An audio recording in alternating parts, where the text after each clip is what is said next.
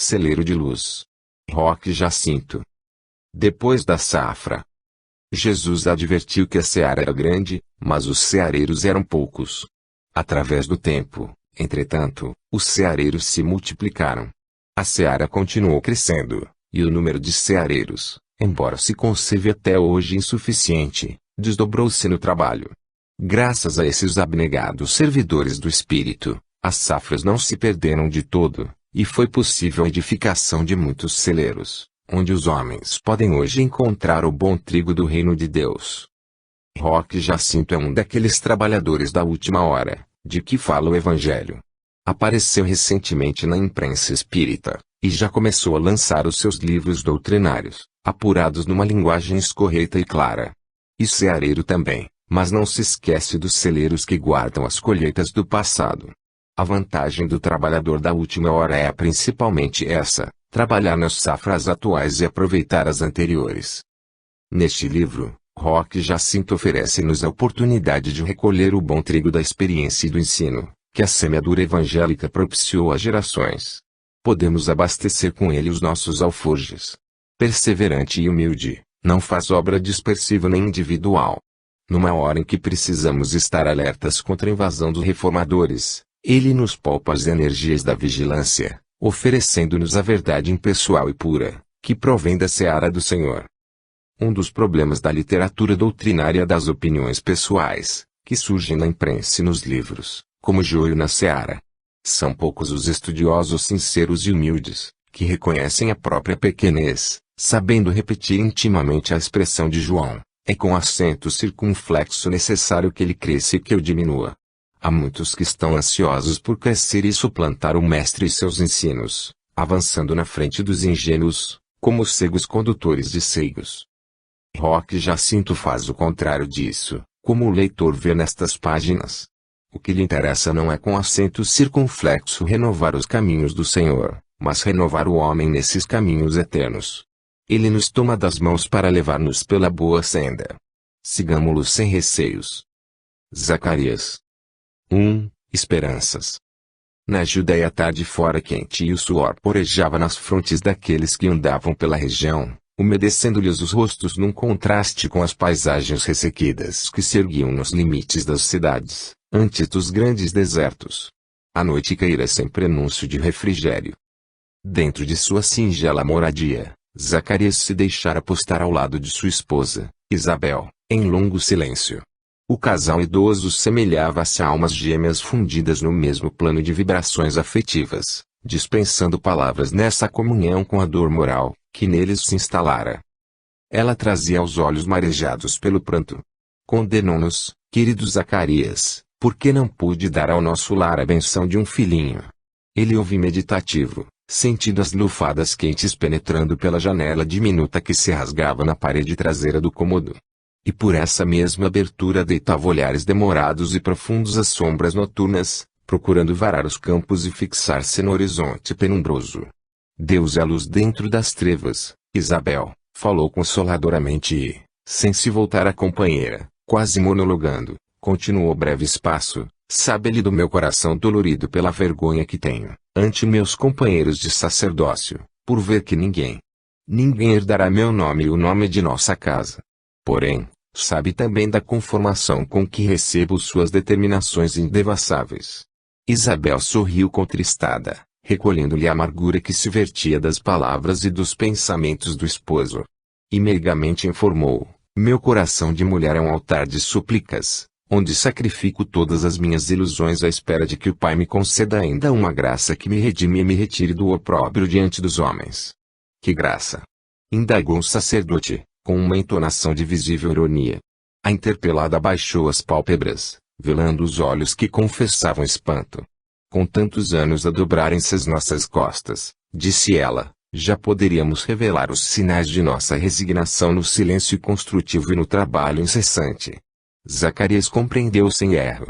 E sentado que estava junto à consorte, deslizou os próprios dedos pelos cabelos levemente encanecidos de Isabel, num gesto em que se denotava carinho e respeito. Deus atende almas belas como a sua, Isabel. Súbito levantou-se e caminhou pela sala. Amanhã começarei a cumprir novos dias de meu ministério sacerdotal. Falou de costas voltadas para Isabel e depois se voltou, terminando. Sinto que de lá retornarei com alguma boa nova, que será luz sobre os nossos dias.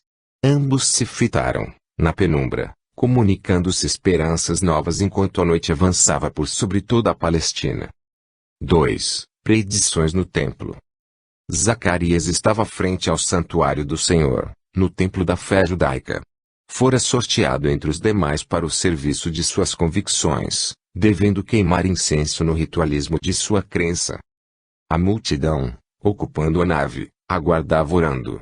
O ancião penetrou o recinto sagrado com emoção que sempre se renova em seu coração reto e subordinado a Deus. Separava-se dos demais, e a cada passo sentia aumentar o peso de seus problemas íntimos. Sobressaltado com sua tormenta pessoal, depositou a resina aromática no incensório, erguendo angustiadas preces por entre os soluços que se afogavam na garganta. Envolto pelo olor que se desprendia, rendeu-se genuflexo e cerrou os olhos, revendo no arquivo de suas memórias a sua Isabel tão doce. E os anos que corriam, sem a bênção da maternidade. E os companheiros a sorrirem sem respeito. E sua vida de dedicação e fé. Sente-se estremecer, com o frio a correr-lhe pelo corpo eriçando-lhe os cabelos. Abriu os olhos tomado de espanto e temor. À sua frente, à direita do altar de incensamento, um espírito tornara-se visível, irradiando fulgurantes cintilações. Não tema, Zacarias, advertiu a aparição. O sacerdote, ensaiando uma reação, abriu e fechou os lábios sem emitir som audível. Estou aqui para falar-lhe e trazer-lhe a boa nova de que se intuía no recesso de seu lar e que responderá às suas súplicas e às de Isabel. A custo Zacarias acompanhava-lhe a revelação. Isabel, sua mulher, receberá um filho a quem você chamará de João. Essa alma, que pelo reencarne visitará o seu lar, trará júbilo a muitos corações, pois que, pelos seus dons, converterá muitos dos que estão afastados para o caminho da salvação. Não será ele um grande entre os homens de seu tempo, mas será um grande aos olhos do Pai amantíssimo, porque dará testemunho da verdade. O espanto aumentava. Em João teremos a reencarnação de Elias, cuja fé e imenso poder de espírito servirão de preparo do povo para o Messias que lhe virá a seguir. A última informação feriu o sacerdote. Ele cerrou o senho relembrando de suas leituras e dos comentários edificantes dos livros sagrados, e uma passagem se agigantou, permitindo-lhe entrever Elias vencendo aos profetas de Baal, numa disputa de fé e, após fazê-los renderem seu poder imenso de Deus, determinou ao povo que tomasse os vencidos por prisioneiros, conduzindo-os junto à torrente de caudaloso rio. E mandou decapitá-los, tornando rubras as águas da correnteza. Banhado em suor, olvidando todos os preceitos de sua casta sacerdotal, tocou com a fronte no solo, diante do espírito de Gabriel que lhe falava. Seus lábios tremiam, a sua mente titubeava. Já sou velho. Minha esposa está em idade avançada. Ó Deus! Como poderemos ver o retorno de Elias, no filho que deverá chamar-se João?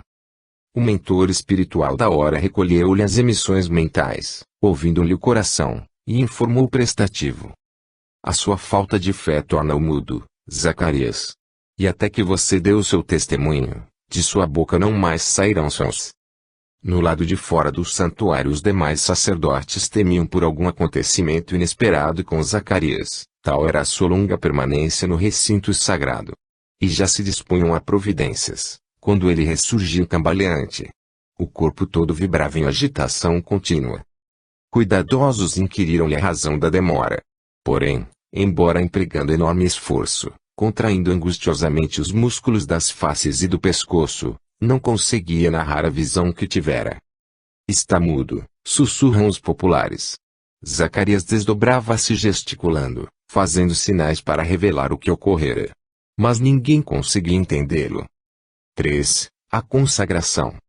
Passaram-se meses após os acontecimentos vividos por Zacarias frente ao altar de incensamento e após seu retorno triunfal com as alviçaras de Gabriel. Agora, os esposos felizes se apresentavam ao templo para a consagração do unigênito, que lhes viera consagrar a união na idade adentrada. Trazendo o filho nos braços, Isabel era o quadro da felicidade, espelhando satisfação plena a despontar-lhe no coração. Avançava em direção ao encarregado do cerimonial. Naturalmente, disse o oficiante, à vista do menino, ele se chamará Zacarias, em homenagem, honra a perpetuação do tronco familiar de onde se origina. A mãe fitou o esposo e tomando-lhe a vez disse convicta, não, o seu nome será João. O oficiante perturbou-se. Creio que está ocorrendo um engano. Conheço-lhes a família e nela não há um só que tenha tal nome. Pela nossa tradição, ele deverá receber o nome do pai. Isabel mostrou-se irredutível. O sacerdote dirigiu-se a Zacarias indagando-lhe, por sinais, como queria que a criança se chamasse.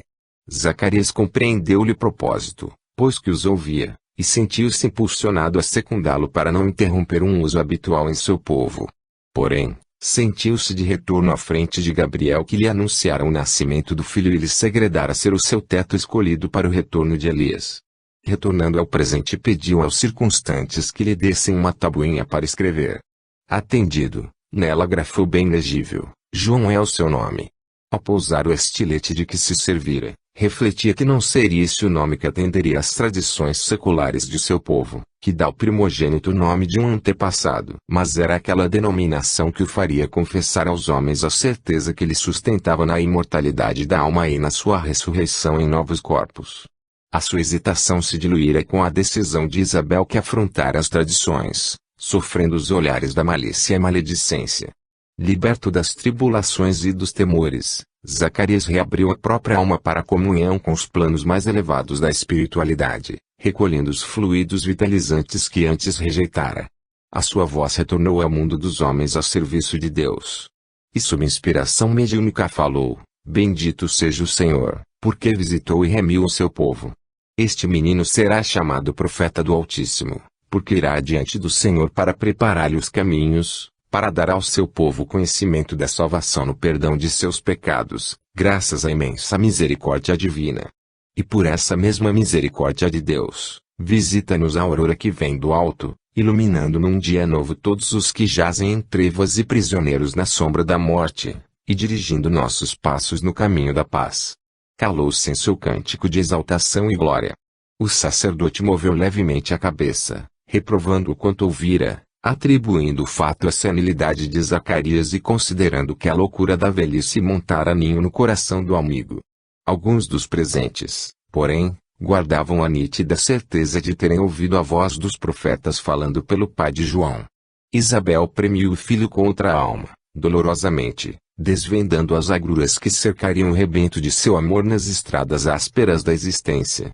E Zacarias envolveu ambos, esposa e filho, num olhar de profundo estreitamento espiritual. João, o Batista, fora consagrado ao Senhor. João Batista e Jesus. 4. Sinais da missão.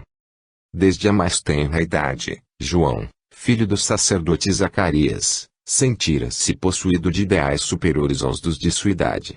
Os mesmos prazeres e os mesmos folguedos em que se entretinham os jovens de sua idade não o atraíam. Irresistivelmente era conduzido às sinagogas onde se demorava, sob o vigilante olhar materno, a ouvir a leitura dos profetas e a narração da história de seu povo. Naquele sábado em que se procedia a leitura dos livros de Isaías, sua atenção era maior. Voz que clama no deserto, enunciava o rabino, com olhos fitos no texto, preparai o caminho do Senhor, aplainai as suas veredas. Todo vale será soterrado, abater-se-ão todos os montes e colinas.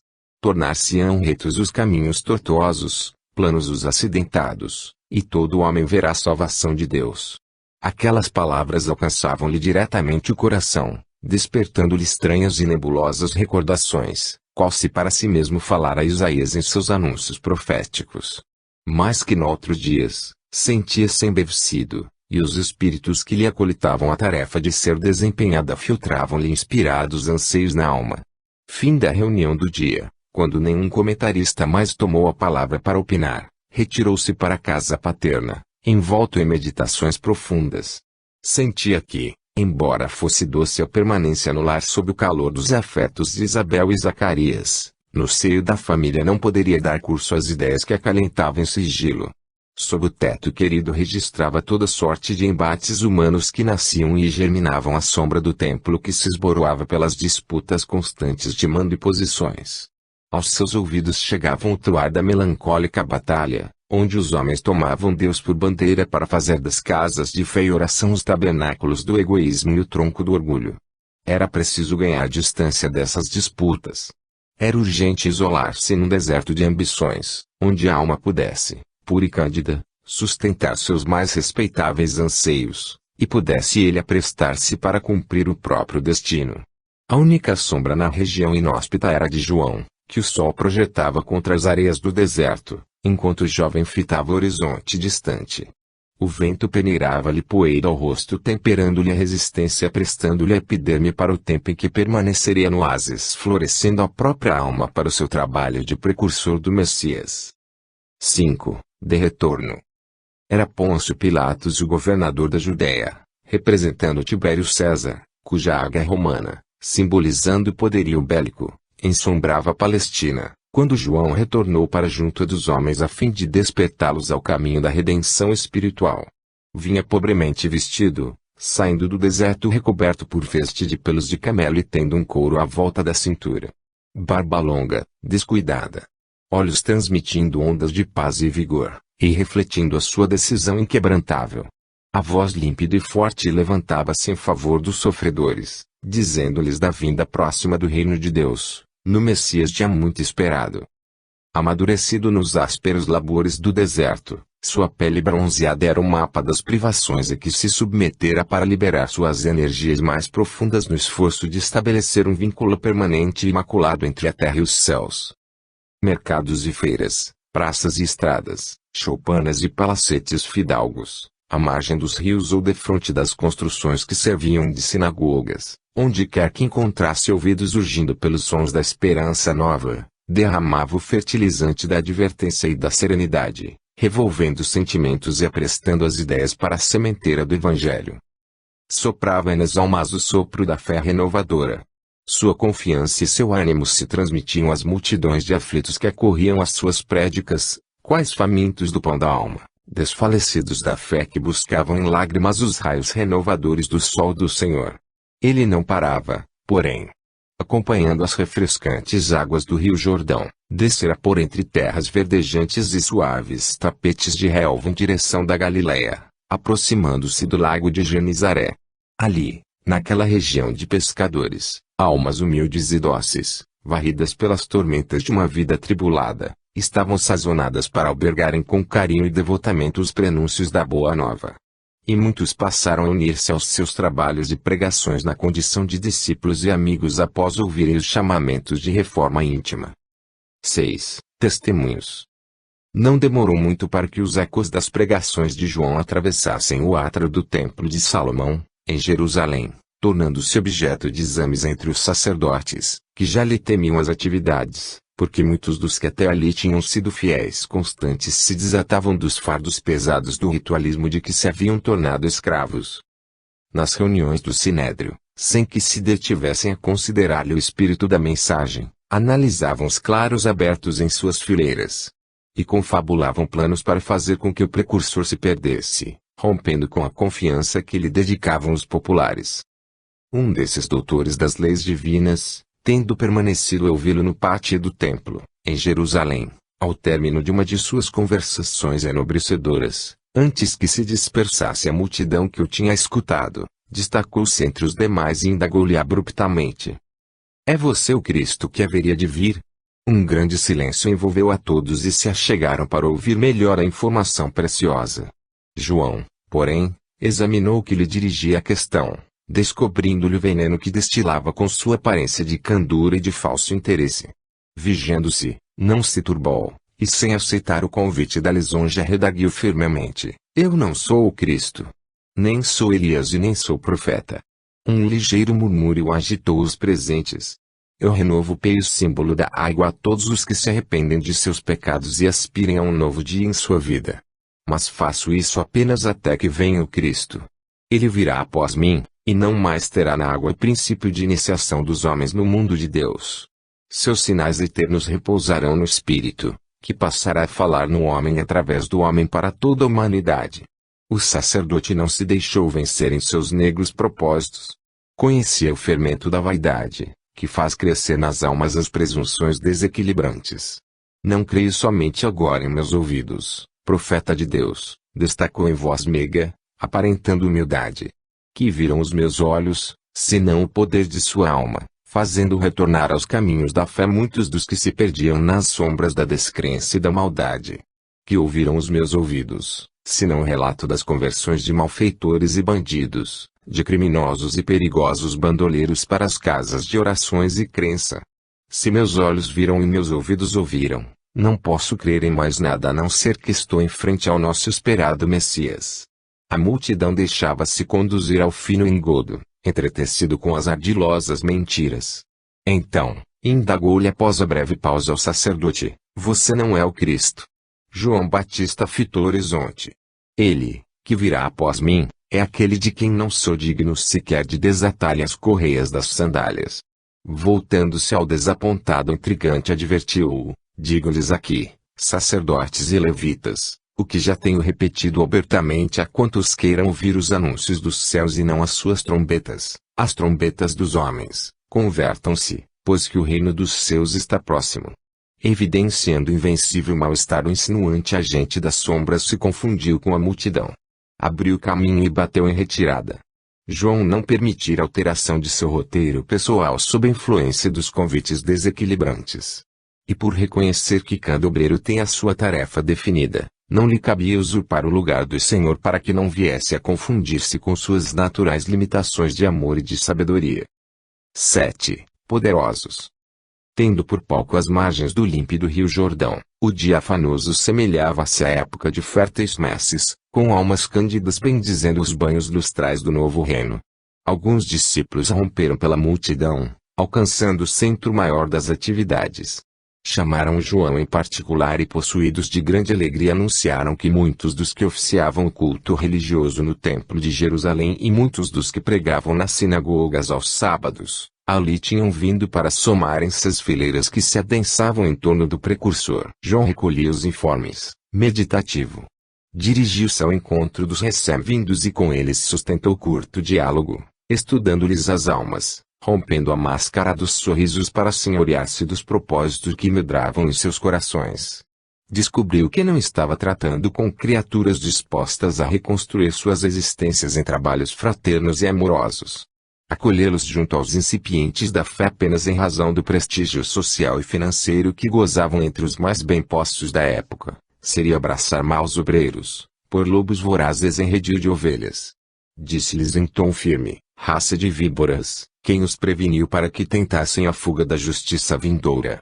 Antes de aqui vir, produzam os frutos do sincero arrependimento, através das boas obras.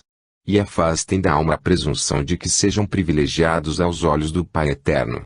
O grupo agastou-se com a recepção e um dos seguidores de João atalhou, mestre, eles são importantes e úteis, para Deus, esclareceu sem reservas, não há privilegiados.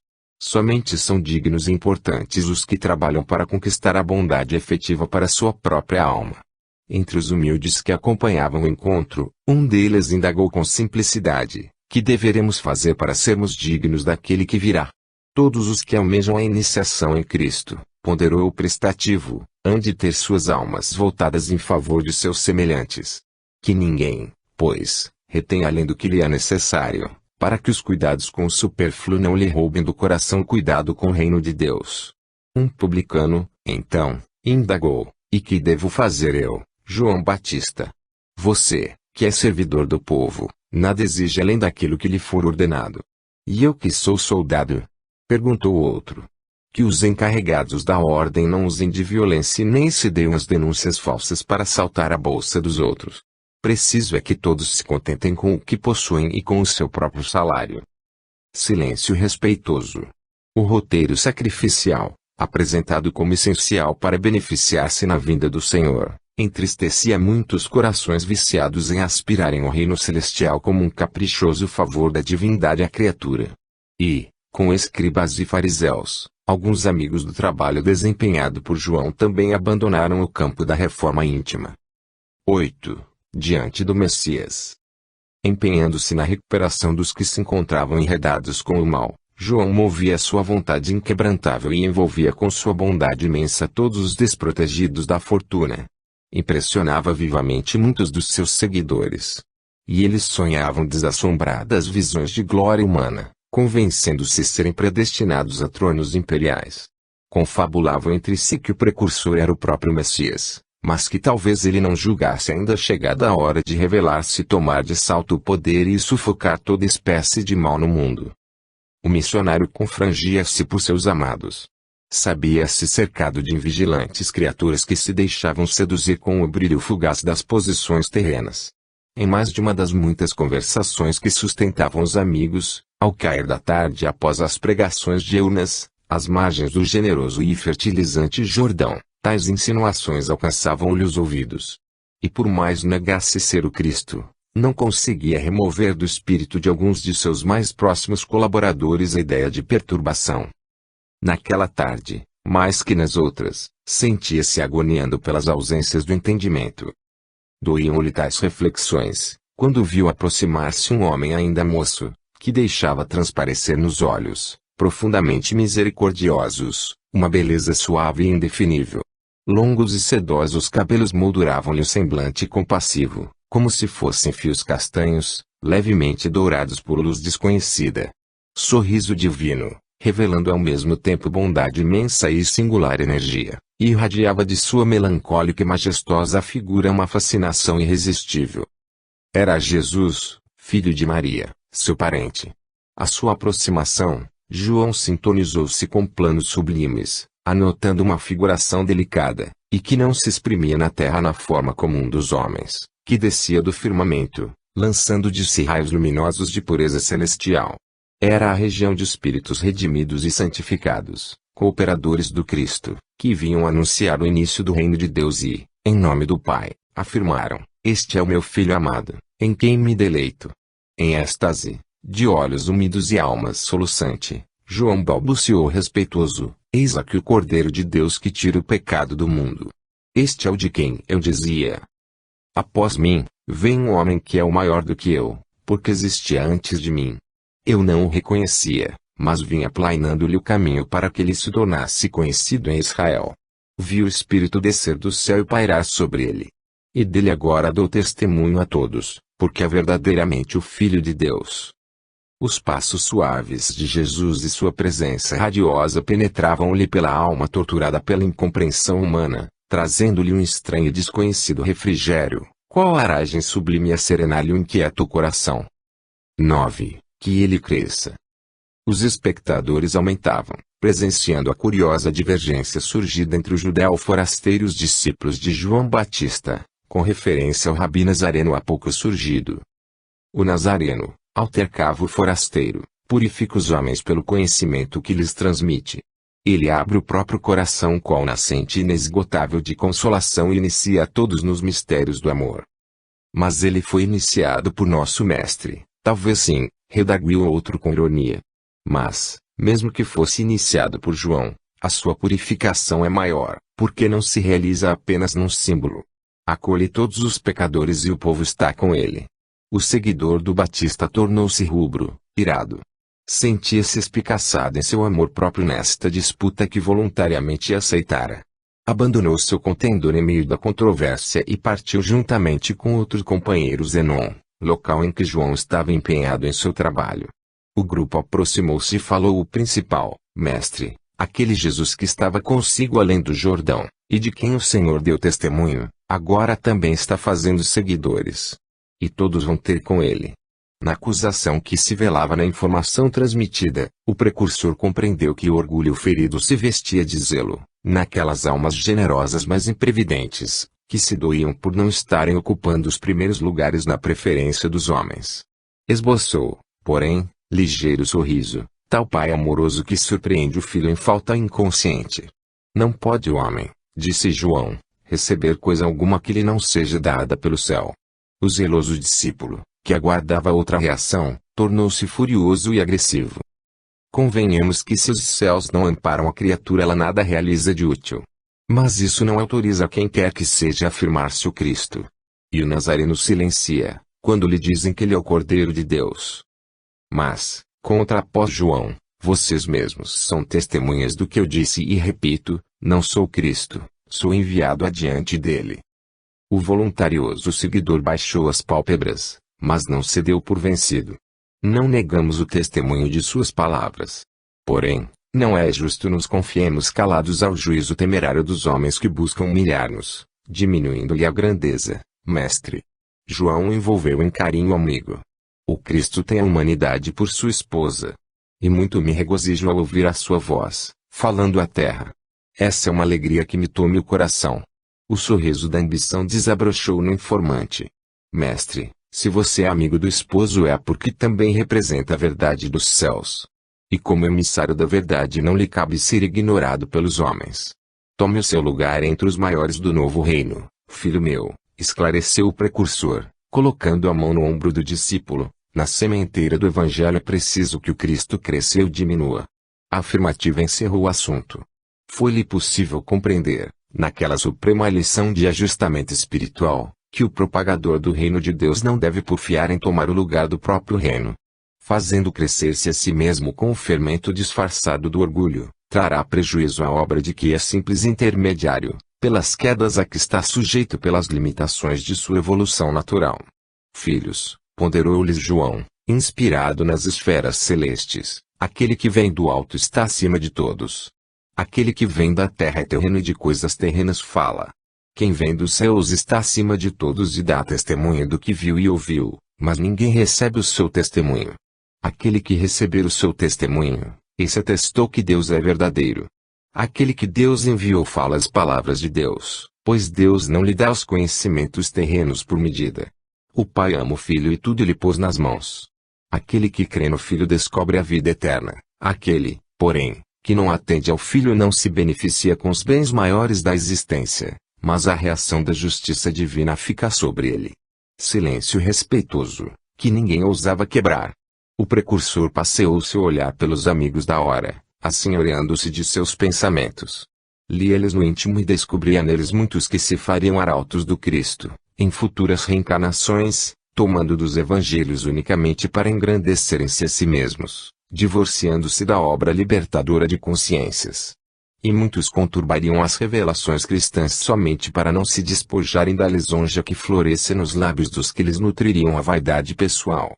Outros, porém, guardavam desde já a lição que atravessaria os tempos com acento circunflexo que, na sua singeleza, se transformaria na senha viva por onde se identificam os obreiros da verdade. É preciso que ele cresça e eu diminua.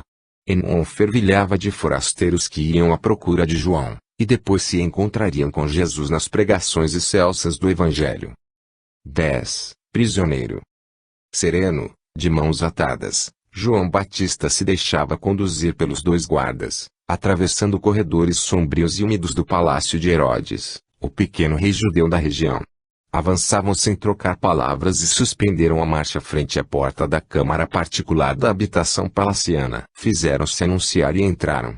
O espaçoso aposento, desprovido de muita luz, era utilizado somente para cuidar de assuntos confidenciais e particulares do governante, funcionando por bastidor de intrigas, por tomada de informações sobre perigos que sobrepairassem ao trono, por recanto de exame das manobras romanas e disposições políticas do poder central dos dominadores. Num dos seus ângulos estava Herodes a denotar seu nervosismo. Gesticulou aos guardas que prontamente se retiraram. Deixados sós, encaminhou-se lenta e majestosamente para João, destacando a autoridade de que se revestia sob a proteção de Roma, que nele possuía um servidor cordato e fiel, sempre disposto a denúncias e pacificação de populares para fazer jus à confiança que lhe tributavam. Dizem que você fala de nós em praça pública, censurando minha vida conjugal. Embora afirmativo, sua voz revelava temor pelo Batista. O prisioneiro examinou-lhe a fisionomia penetrantemente, obrigando o despótico político a baixar as pálpebras, e respondeu: não é lícito a você, Herodes, possuir a mulher de seu irmão. O rei se transformou em acusado, empalideceu e sustou a respiração, crispando os dedos e voltando as suas costas a João para esconder o rubor que lhe assomava a fisionomia. Nada poderia dizer, porque é contundente e ferina a revelação era exata, embora ninguém no reino se atrevesse a pronunciá-la abertamente. Correu à porta. Guardas! Levem-no à cela. Mal ficara só o rei, saltou-lhe à frente, saindo da penumbra em que permanecera, Herodíade, a mulher que tomara de seu irmão por esposa. Ela sentira a alma penetrada por um estilete profundo, que lhe rompia o coração ao meio. Pálida, transfigurada de ódio, bramiu a Herodes: é preciso matá-lo, não posso. O povo se rebelará, impossível que ele continue a lançar-me as nódoas da maldade, reduzindo-me em praça pública à condição de uma pecadora comum. Ele precisa morrer. E o povo será dominado, como sempre foi, na morte dos criminosos. Herodes transpirava abundantemente, enquanto a mulher falava exigindo a morte do profeta. Além da rebelião do povo, temia que o Batista lhe atirasse alguma maldição, encerrando-lhe a carreira política. Cale-se, ordenou bruscamente a consorte. Ela abandonou o recinto imprecando contra João Batista e maldizendo a fraqueza de Herodes que não houver atendido ao que pedira. Levava uma determinação fatídica e terrível contra o precursor e tudo faria para levá-lo à morte. O tetrarca, no entanto, refletia que João, pelas referências que recebera dos informantes que enviara a espioná-lo, era um homem justo e santo, amado por muitos, mas destemeroso pela audácia, como pudera comprovar ao ser frontalmente acusado. Acima de tudo, eu temo. Conhecendo, porém, a ação de Herodíade quando se determinava a realizar um capricho ou uma vingança, expediu ordens especiais para que o precursor não experimentasse a morte que ela exigira, irrefletida e impulsiva, levada pelo aborrecimento de que os populares comentassem a sua traição à fidelidade natural do casamento. 11. Dúvidas. Repousando o corpo esgotado, e já febril, sobre as palhas do infecto cubículo que lhe fora destinado por prisão, João Batista revisava mentalmente os últimos sucessos que vivera. Sentira-se abandonado por muitos, quando Herodes lhe determinara a segregação, pois que temiam seguir-lhe o mesmo destino. Outros prosseguiram corajosos e fiéis. Mas, entre esses, alguns se iludiam à espera de sucesso espetaculoso em que forças celestiais viessem, iradas, ferir os guardas, romper com as paredes das celas e devolvê-lo à luz do dia sob toque de trombetas. E desde o primeiro instante de isolamento as mais variadas informações atravessavam a guarda liberal e lhe chegavam aos ouvidos. Eram as censuras amargas aos desertores. Eram palavras de ânimo. Eram lamentos dos aflitos. Eram sugestões de feitos miraculosos. O que mais predominava após algum tempo de reclusão, no entanto, eram relatos pejados de indisfarçável despeito de todos os sucessos de Jesus em toda a Palestina.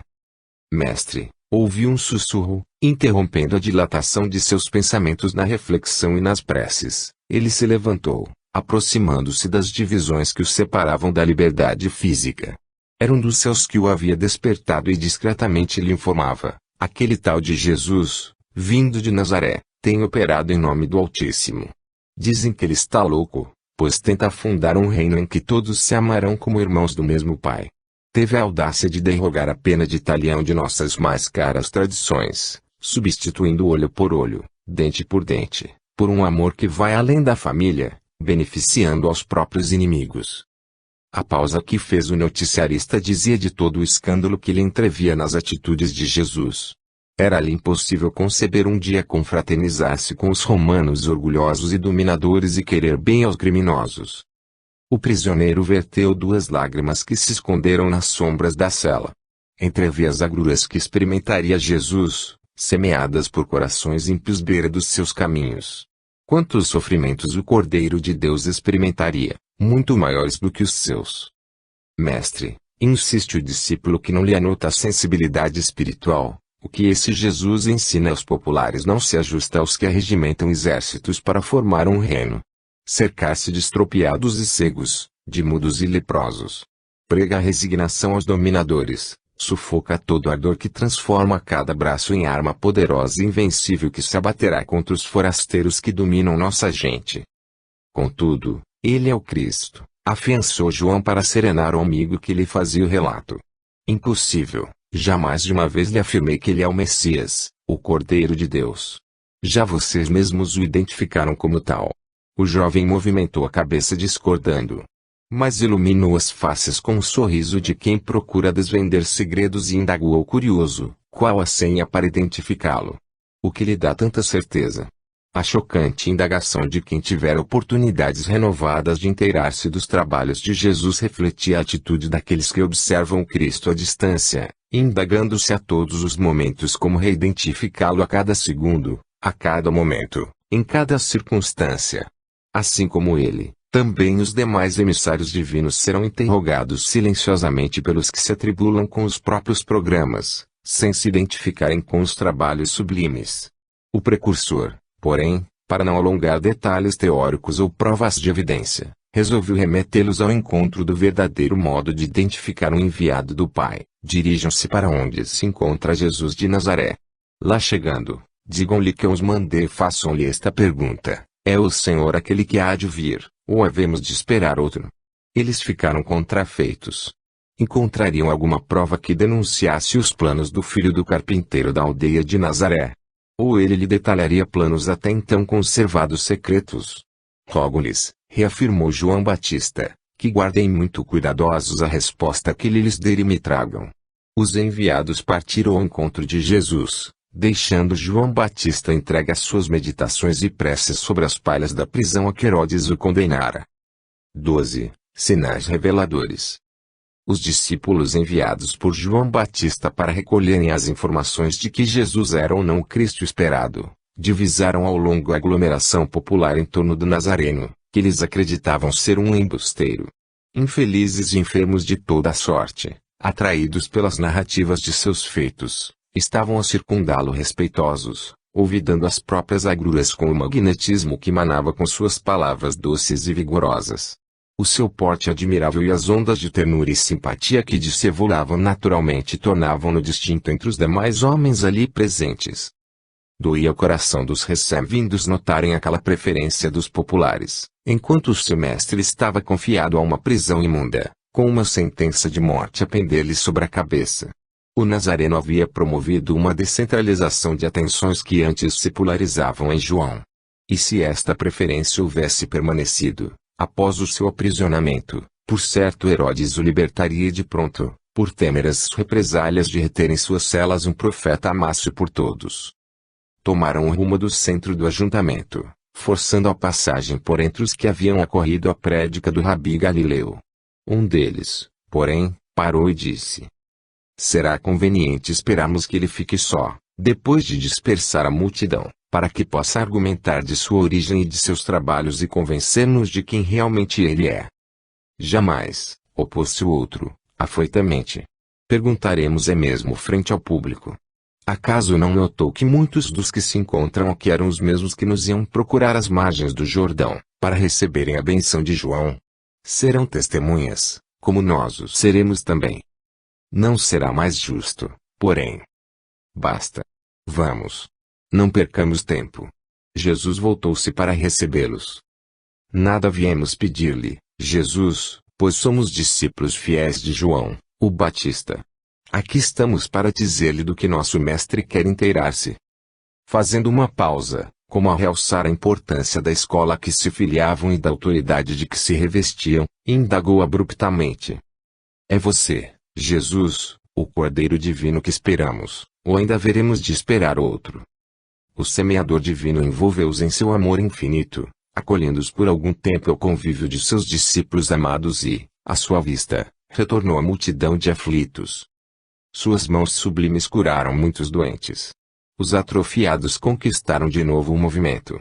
Dirigiu-se aos avassalados por obsessões tenazes, libertando-os do passado obscuro. Aliviou os sobrecarregados por tribulações, com ensinamentos consoladores. E pregou o reino de Deus aos pobres de espírito. Somente após o trabalho realizado é que chamou novamente os que João enviara e lhes dirigiu as primeiras entonações: retornem a João, e contem-lhe o quanto viram e ouviram. Os cegos veem, os coxos andam, os leprosos ficam limpos, os surdos ouvem, os mortos voltam à vida, e aos pobres anuncia-se-lhes o reino de Deus. Abraçando-os e beijando-lhes as faces, complementou Jesus: bem-aventurado é aquele que não achar em mim motivo de escândalos e de tropeço. Jesus os surpreendia pela sua magnitude. A sua resposta não fora: eu sou o Cristo, como qualquer impostor haverá podido dizer. Tampouco lhes fala de prodígios, nem de coisas maravilhosas. Responde-lhes simplesmente com o trabalho, como a dizer-lhes: reconheçam-me pelas minhas obras, julguem da árvore pelo fruto. E assim desvendava o verdadeiro caráter de sua missão divina. Despedindo-se comovidos, ambos retornaram ao cárcere para anunciar a João que não só tinham visto e ouvido o Cordeiro Divino, como também haviam recolhido um ensinamento imortal, qual o de buscar e identificar os mensageiros do Pai pelas obras do bem que realizem e não pela enunciação de suas qualidades ou virtudes. 13. Revelações. Distanciando-se dos discípulos de João, que tinham vindo inteirar-se da posição de Jesus no quadro das revelações divinas, o meigo Rabi se detinha a examinar-lhes a atitude. Era bem própria de todos os homens que, no decorrer dos séculos, procurariam descobrir os mensageiros divinos pela posição destacada que ocupassem entre os maiores da terra. Característica dos que julgariam serem os maiores do reino dos céus aqueles que possuíssem refinada apresentação social humana. Pela imagem que o homem tem dos campeões de seu mundo, quer medir os que representam a vontade do Pai amantíssimo. Voltou-se o mestre Nazareno para os que estavam próximos, e que a tudo haviam assistido, para falar-lhes da missão árdua e santificadora de João, conservado preso por Herodes. Sabia que entre os que ouviam, muitos houveram abandonado precursores pressas, ao vê-lo detido. Quando vocês procuraram João, que saía do deserto, que esperavam ver uma cana agitada pelo vento, ou julgaram ir ao encontro de um homem vestido de roupas finas? A indagação pairava, aguardava detalhes. Relembro-lhes que os que se vestem bem e vivem no luxo habitam nos palácios dos reis. Houve, na multidão, troca de olhares de concordância. Então, pergunto-lhes mais uma vez, para que saíram? E detalhou o mestre aos simples e puros que ali se encontravam esperando orientação. Digo-lhes que vocês saíram para ver um profeta, um medianeiro entre a terra e os céus. Porém, o que viam foi muito mais, pois João Batista é aquele de quem está escrito: eis aí envio eu ante a tua face o meu anjo, que há de preparar o teu caminho diante de ti. Muitos dos que se haviam feito descontentes com as prédicas firmes do precursor, comentavam em baixa voz que ele excluíra muitos dos que desejavam alistar-se para participar do novo reino. E um deles falou em alta voz: como pode ser João um emissário sublime, se rejeitou a muitos dos que procuravam um lugar dentro do novo reino? O mestre esclareceu: é que a partir de João Batista o reino dos céus é conquistado pelo esforço, e os que se esforçam são os que o conquistam. Todos os limpos de coração assim o reconheceram e aceitaram, porfiando para reformarem-se. Mas os fariseus e os intérpretes da lei rejeitaram para si mesmos o desígnio de Deus, rejeitando sua iniciação pela reforma íntima.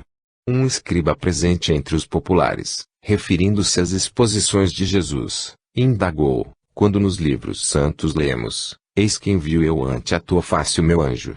A referência feita a Elias o profeta e não a um tal João Batista. Como, pois, compreendermos estas aberrações? Jesus sorriu e deitou luzes sobre a lei da reencarnação. Se querem saber por que me referi a João e não a Elias, saibam que ele é o Elias que havia de vir. O tema da ressurreição ganhava outro colorido, aos que o escutavam. Desanuviavam-se as noções de até então, quando julgavam que o retorno de um espírito seria no mesmo corpo anteriormente ocupado na terra. Ficara claro, pelos apontamentos do mestre Nazareno, que a volta em novas existências ou novas missões se dava em novos corpos. E porque João não confunde seus algozes, se é o mesmo Elias que haveria de vir. Por que não parte você que se diz o Cristo para libertá-lo, já que é sumamente importante mandá-lo à sua frente e preparar-lhe o caminho? Proferidas com acento de ironia e cólera, de turbação e dúvidas, espelhavam essas indagações o insano desejo de se moldar o comportamento e o destino dos emissários divinos pelas preferências particulares de cada um. É o impulso da criatura de modelar a verdade às suas inclinações afetivas, já que nem sempre se dispõe a reformular seus próprios conceitos da existência para converter-se aos princípios sacrossantos da criação. Ouvindo-os, indago-lhes eu, por minha vez, disse Jesus, a quem compararei os homens da presente geração? A que são eles semelhantes, quando levantam tais questões? E esclareceu: Os homens desta geração são semelhantes aos meninos que se assentam nas praças e gritam uns para os outros: nós tocamos flauta e vocês não dançaram ao som da música que fizemos. Entoamos também cânticos tristes e vocês não choraram, como queríamos que chorassem. Interrompendo-se ligeiramente, prosseguiu: assim como estes meninos que desejam ver todos dançando ao som de suas músicas e chorando sob seus cânticos tristes, quando veio João Batista, não comendo pão e nem bebendo vinho, disseram: ele tem demônio. Veio, então, o Filho do Homem, comendo e bebendo, e todos dizem: eis um homem comilão e bebedor de vinho, amigo de publicanos e pecadores. No grande silêncio ainda a voz do mestre levantou-se doce e sublime, terminando seu ensinamento: nem a fina apresentação, nem a satisfação dos caprichos passageiros dos homens, nem as afirmações permitem que vocês reconheçam aqueles que o meu Pai envia à terra. Antes são reconhecidos e justificados pelas suas obras. O lago de Genezaré agitava-se brandamente com a brisa que parecia soprada por anjos dos céus, refrigerando as almas que se reuniam junto ao mestre Nazareno, cujos olhos fulgurantes eram foco de raios luminosos que varriam as sombras que por séculos se haviam acumulado nos horizontes das almas, entristecendo-lhes as experiências reencarnatórias. 14. Ação e reação. O palácio de Herodes, que fora preparado para comemorar-lhe o aniversário natalício, agitava-se com o vozerio e os urros que subiam de tribunos e de frequentadores de habitação fidalga, de maiorais da Galileia e de músicos, de artistas e de servos. A libação alcoólica despertava as feras emocionais e apaixonadas que se escondiam no silêncio dos corações, desenfreando licenciosidades entre muitos. Herodíade chamou a própria filha e recomendou-lhe ir dançar e agradar os convivas. Encante a Herodes, recomendou particularmente. Os aplausos estrugiram, quando a menina se remeteu à sala, nos arabescos da dança. Beleza, juventude, graça sensual, desencadearam no pequeno rei todos os seus desejos de há muito contidos, prenunciando-lhe um prelibar de sensações grosseiras a que ele aspirava ardentemente. E sua voz troou gigantesca: peça-me o que quiser, menina, e eu lhe darei. Mal ouviu o murmúrio que despertou. Seus olhos saltantes e sua fronte suarenta, recoberta por palidez estranha, denunciavam-lhe a loucura temporária de que se possuíra. Juro-lhe, menina. Ainda mesmo que me peça a metade de meu reino, eu lhe darei. Música, movimento de servos, convivas, todos ficaram num grande silêncio, pois era larga demais a oferta sob juramento de Herodes. A jovem, porém, encabulou-se afastando-se para consultar-se com Herodíade antes de formular o pedido. Sua mãe despertou-se para a ideia obsessiva que a dominava inteiramente: peça a cabeça de João Batista, o profeta. Ninguém pudera ouvir o curto diálogo e todos acompanhavam contrafeitos e expectantes o retorno da jovem aos pés de Herodes, onde ela formulou sua vontade: quero que sem demora me dê num prato a cabeça de João Batista. Herodes levou a destra à própria garganta, comprimindo a artéria jugular que se entumecia no choque emotivo que o pedido lhe ocasionara. A sua anterior palidez acentuou-se mais, embora as faces guardassem os traços de colorido das bebidas fortes. O coração agitava-se desenfreado no peito. Olhou em torno de si, procurando alguém em quem firmar-se para denegar o pedido ousado, porém os circunstantes aplaudiam o atrevimento da moça e reformulavam o inusitado presente, desafiando o medo de Herodes, que muitos conheciam. A cabeça de João, por metade de um reno. O soldado adentrou a sala do festim e, como lhe fora ordenado, entregou às mãos da deslocada menina e sua obsessiva mãe um prato com a cabeça do precursor do Cordeiro Divino. A sorrir vitoriosa, Herodíade desconhecia que, embora prisioneira no cárcere dos vícios e das vaidades que lhe corroíam as fibras delicadas da alma, nada mais era que instrumento para a provação que a João Batista cabia nessa romagem, para ressarcir-se dos enganos que cometera quando reencarnara como Elias e ferira de morte os sacerdotes de Baal. Nesse século a voz do precursor se transferira do mundo dos homens, para falar à terra do eterno reino divino, de que fora o seu enunciador primeiro. 15. No Monte Tabor. Acompanhado por 3 de seus discípulos, sob os clarões da lua, Jesus galgara o Monte Tabor. E no esplendor verde que se erguia apontando rumo ao infinito, no ambiente de tranquila e divinizada paz que favorecia a comunhão harmoniosa com os fluidos divinos da atmosfera, adentrou em profunda oração. Por momentos seus encantadores olhos permaneceram cerrados. E ele externou seu perispírito, envolvendo seu próprio corpo com as energias puras que represava no interior de seu organismo. Apagou seu envoltório carnal, revelando seu estado de puro espírito, tornando-se de excepcional fulgor e embranquecendo suas vestes com o mais lirial dos brancos. Transfigurava-se frente a Pedro, Tiago e João. Ao seu lado, luminescendo quais verdadeiros sóis de amor, Moisés e Elias se fizeram visíveis aos olhos dos atônitos pescadores galileus que seguiam Jesus como aprendizes. E com ambas as aparições o mestre entretinha brando diálogo, comentando a retirada que em breve empreenderia do mundo dos homens. Bastaria lançar as derradeiras sementes, suportáveis às mentes que o acolitavam e que dele se beneficiavam. Simão Pedro, encantado e surpreso, interrompeu-os: Mestre, estamos bem aqui. Façamos 3 tendas, uma para o Senhor, outra para Moisés e outra para Elias. Jesus sorriu para o amigo que falara. O instante, porém, em que Elias e Moisés se consorciavam na comunicação espiritual, em mais uma renunciação extraordinária, era o de união da terra com os céus, pelo convívio entre os que se encontravam mergulhados nas sombras da carne com aqueles que hajam completado o seu transe pelo orbe. E cabia a Moisés, que proibira o fenômeno mediúnico pelo abuso com que o praticavam, e Elias, que sempre colaborava na enunciação das verdades do Pai, mais uma vez consolarem a humanidade restabelecendo o correio espiritual. Das alturas a falange de almas puras anunciou-se em Jesus: Este é meu Filho bem-amado. Escutem-no. Rompiam as novas luzes, num novo dia da humanidade, espraiando os raios da esperança, da fé e do amor por sobre os pântanos dos sentimentos, gerando os lírios angelicais que dormiam na lama. Maria e Jesus. 16. O recenseamento. Otávio, chamado Augusto, pelo Senado romano, mantinha vastos territórios sob sua autoridade. Entre outros, dominava toda a Palestina, terra em que viviam os judeus, povo que cultuava a ideia do Deus único e que aguardava, entre místico e ansioso, a vinda de um Salvador. O imperador romano, porém, somente agora estava restabelecendo a unidade política de seu poder, após haver derrotado Antônio, com quem compartilhara o grande império. Isolado em seu gabinete predileto dava asas e sua imaginação, projetando-se para além das fronteiras e, quanto mais se distanciava de Roma, acompanhando o roteiro dos relatórios que recebera de seus informantes, atravessando o agitado Mediterrâneo, assinalava os embaraços crescentes. Era difícil e extenuante manter em paz e ordem os seus dominados. Suspirou olhando as próprias mãos. Como seria melhor ter tudo ao seu alcance, controlando os movimentos diretamente com seus dedos. Embora já houvessem lançado a cisânia em Israel, dividindo o país em províncias e confiando cada parte a príncipes regionais submissos, a subversão era uma constante e a corrupção dominava os seus patrícios mesmo.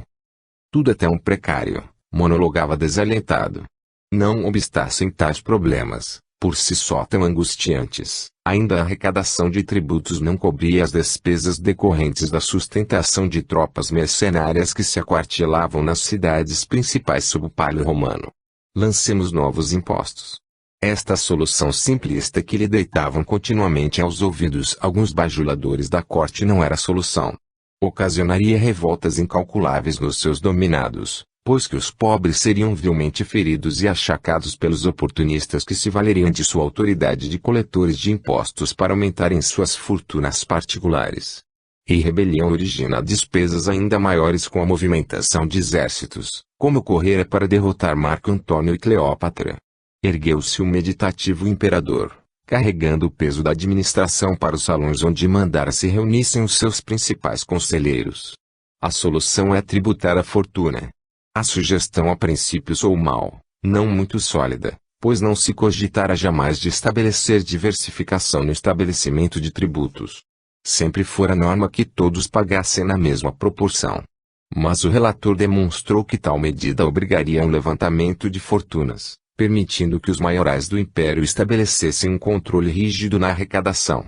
Além do que, ponderou finalmente, já com vários pareceres favoráveis à sua exposição, Não adentraremos na bolsa dos menos favorecidos, que é onde se fermentam as grandes agitações populares.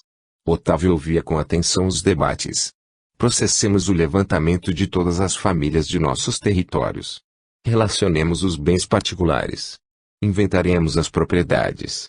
E na posse desses elementos é possível agir com a cautela que a prudência recomenda, ao mesmo tempo em que alijaremos a corrupção de nossos arrecadadores.